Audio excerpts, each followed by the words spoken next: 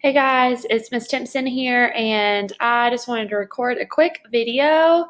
It's more like a little activity that we're going to do together on reviewing a little bit for ecosystems. And so, what I have in front of me on my screen, which you should be able to see, is task cards for ecosystems. And so, what we're going to do is play a little game.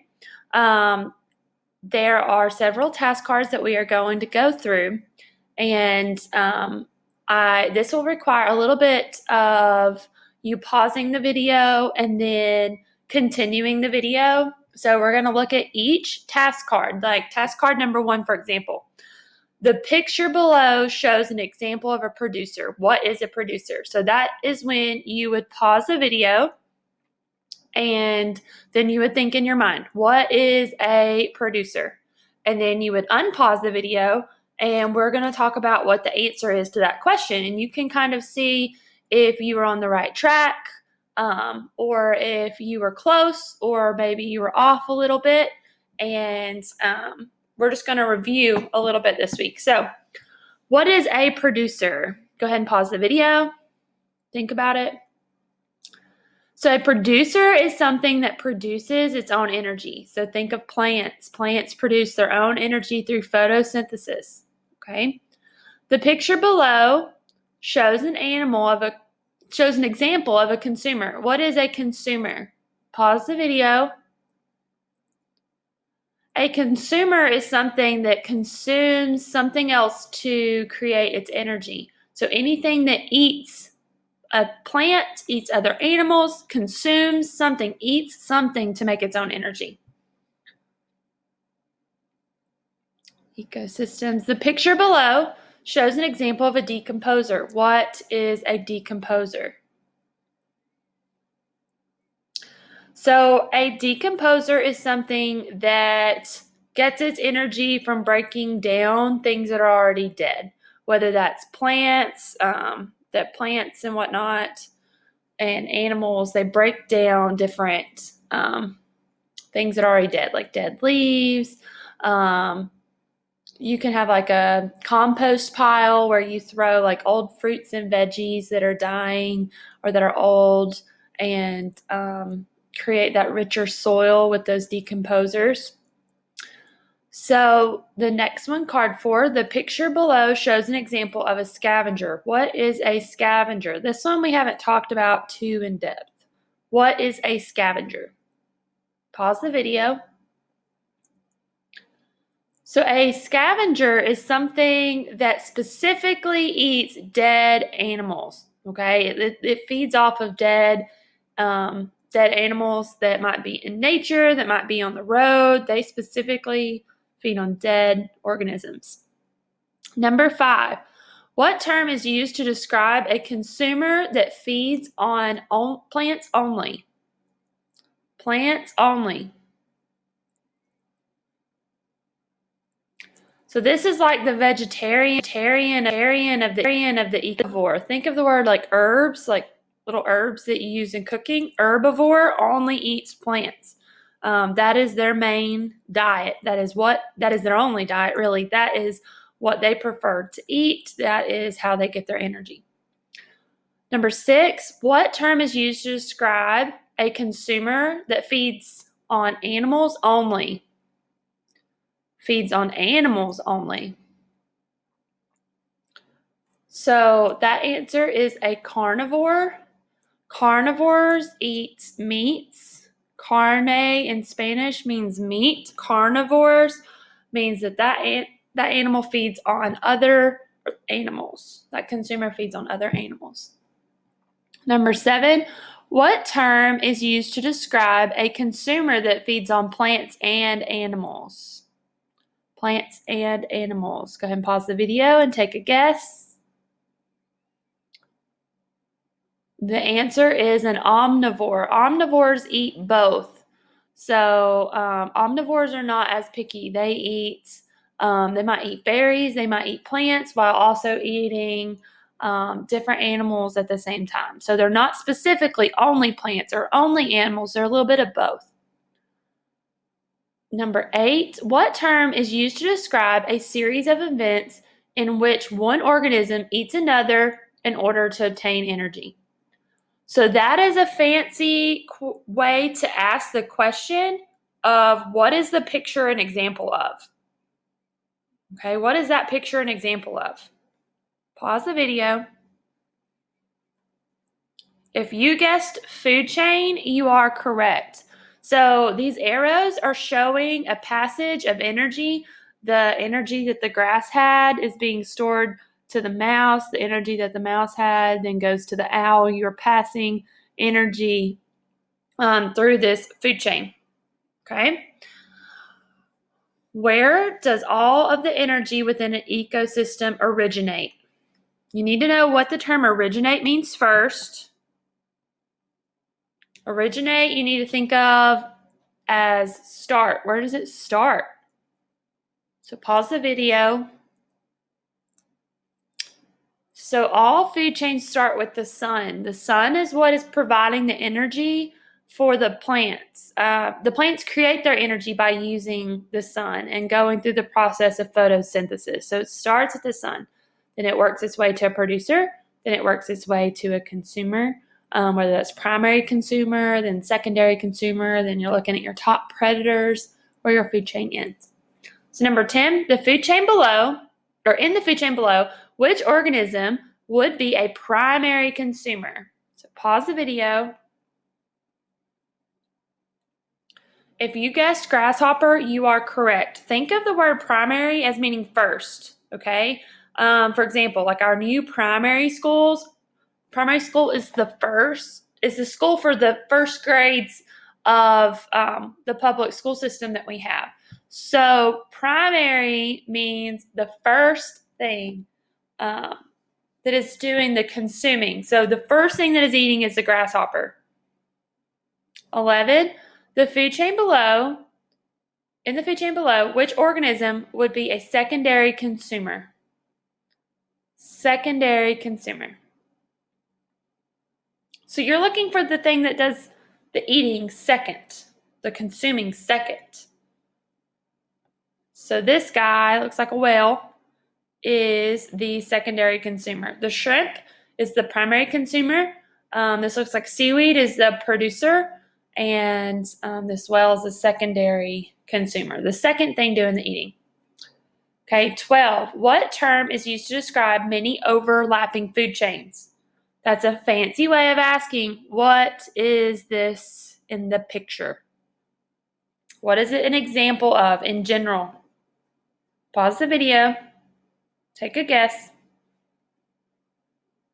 Food web. Food web is correct. So food web is a bunch of overlapping connecting food chains. 13. In the food web below, which organism feeds on the largest variety organism? So which feeds on the largest variety of organisms? Feeds on. So you need to think feeds on, eats the most variety of organisms. You need to look at which animal has the most arrows pointing toward it. Grass does not feed on anything, right? I've never seen grass eat something. Okay, so grass is not the answer. Okay, so you're looking for something that a bunch of arrows are pointing toward, and it looks like foxes only has the rabbits and the mice, so that's only 2. Snakes only have rabbits, so looks like the hawk has snakes, sparrows, and grasshoppers. The frog only has grasshoppers, so it looks like the hawk is the winner, which makes sense. He's a top predator, so he can feed on several different things.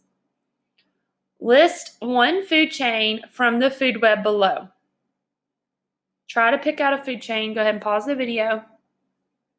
So one food chain example would be the grass, the energy from the grass going to the beetle, which is then going to the mouse, which is then going to the hawk. Or you could say grass goes to the beetle, goes to the mouse, goes to the fox.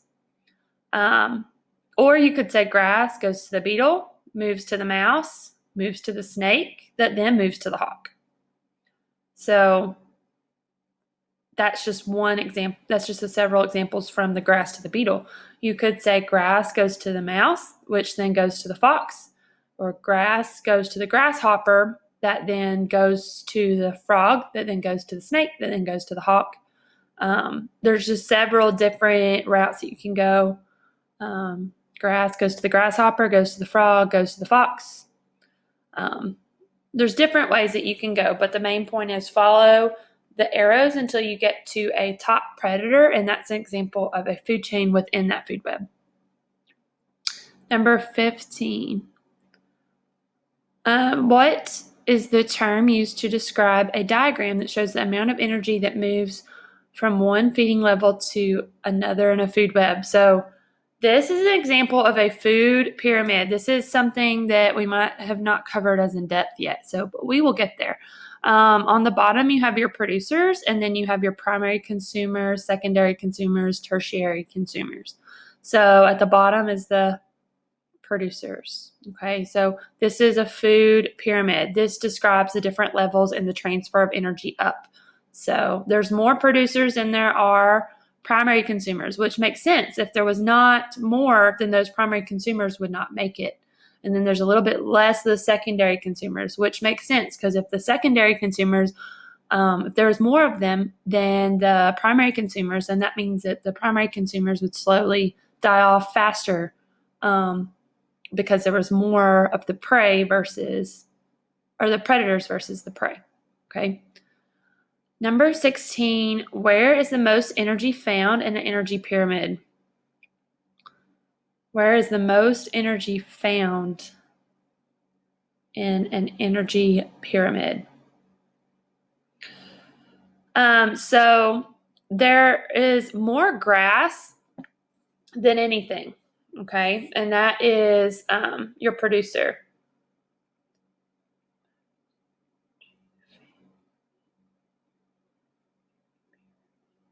Sorry, I was trying to get my dog to get off of me.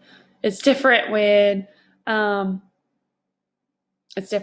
have to record videos at home and argue with your dog when you're trying to get them to get off of you when you're trying to record your school videos. Crazy. Crazy, crazy, crazy. So the most energy is contained at the bottom because there is more of the producers versus the primary consumers and secondary consumers. So each time you go up, this gets about 10% smaller. So the bigger the section, the more energy that it carries, and it starts to get less and less as you go towards the top. If birds eat insects that feed on corn, which pyramid level would the birds occupy? So where would the corn be? The corn would fit in A. Okay. The insects would be B. And then the birds would be C. The C. Which level in the energy pyramid below would represent a third level consumer? So which one? A, B, C, or D would be a third level consumer? The answer is D, because the mice is doing the first bit of consuming. The snake is consuming the mouse, so that is the second level of consumption. And then the third level is the eagle. The third thing doing the consuming is the eagle. Okay. What process is represented in the diagram below? So you have energy from the sun, water, carbon dioxide is taken in by, what is this an example of? A plant. It's giving off food and oxygen. What is that process where plants are creating the food that they need to survive? Photosynthesis. I know it's a big word. Photo, like take a picture. Photosynthesis. Synthesis. Photosynthesis. Number 20. What is the term used to describe all the members of one species in a particular area?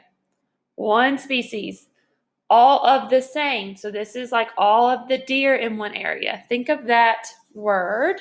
pause the video and think about it. The answer is population. So the population is all of the same species in an area. 21, what is the term used to describe all the different populations that live together in an area? Pause the video. That is a community. All the living things in that area. Okay? All the things living together in that area is called a community. 22, what is the term used to describe all the living and non-living things that interact in the area? That is an ecosystem. Living and non-living things in an area is ecosystem. 23, what type of factor is a living part of an ecosystem? Living part, living, biotic.